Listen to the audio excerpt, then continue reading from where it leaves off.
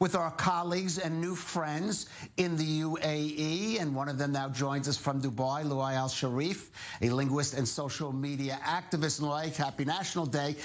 Tell us a little about it. You know, those of us outside the Gulf know this mainly just from that footage of those spectacular fireworks celebrations that sometimes certainly are held on this day. Tell us about what this day means in the Gulf.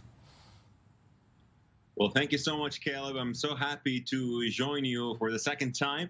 I hope you did what I asked you for in the last interview about searching for your name in the Quran. Did you do this? I have to admit, I've been a little too busy reporting on all the delegations coming back and forth from the UAE and Bahrain. But I promised you now, I'm going to get, since you're putting me on the spot, I will get to it. All right. So this day, the National Day of the UAE, means a lot to all Gulf citizens and all to the Arabs living in the Arab world and in the Gulf. Now, this marks the birth of a great nation, like the nation of the UAE. The UAE made, you know, the trending hashtag is "There's nothing impossible."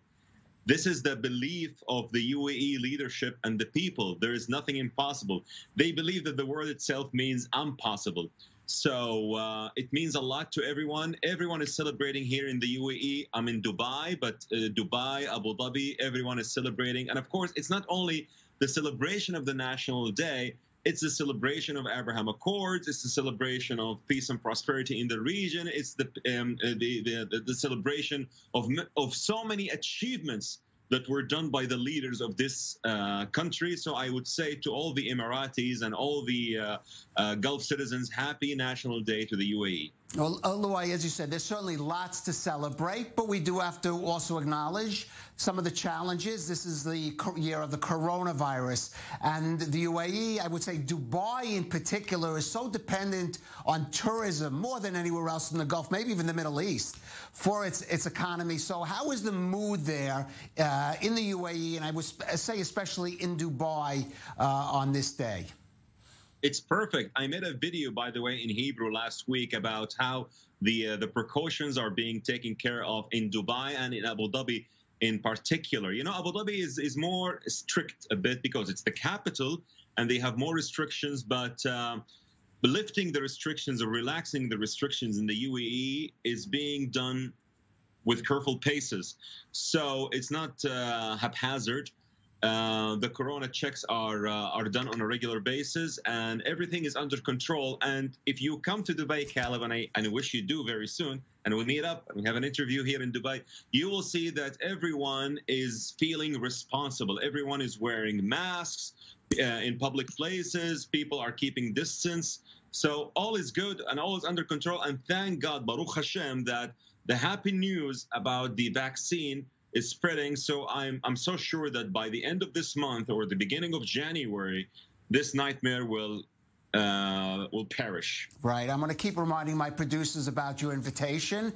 But in the meantime, you know, it wasn't that long ago that we spoke. But given just the amount of developments that we've seen between Israel and Dubai, now the visa program has been put into place, the flights are going.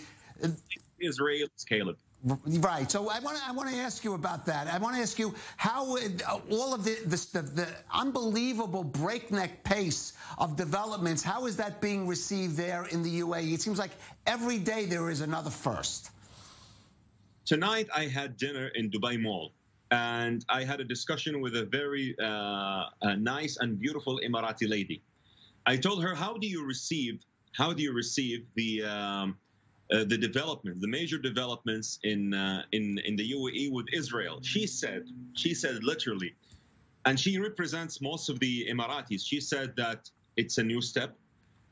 We never had the chance to talk with the Israelis before. Now we see this as a great development. And she said something that we trust our leaders.